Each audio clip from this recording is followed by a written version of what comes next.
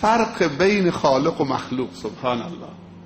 در ترس علما میگن از مخلوق اگر ترسیدی ازش متنفر میشید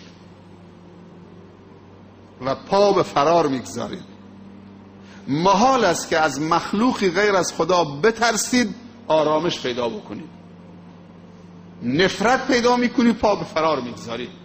چون این ترس طبیعی نیست. ترس از مخلوق سازگاری با سیستم بنده خدا ندارد. ترس از خالق است.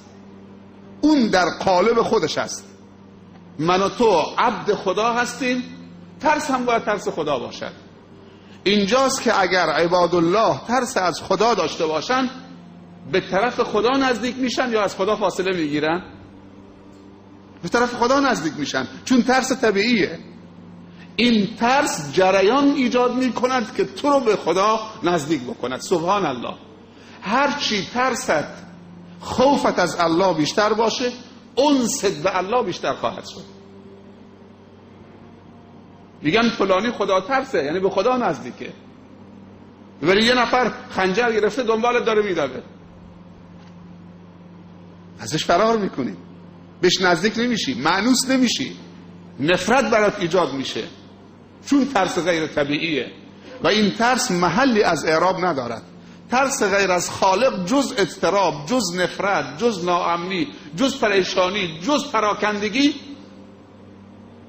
جز از هم فروپاشی چیز دیگر ندارد.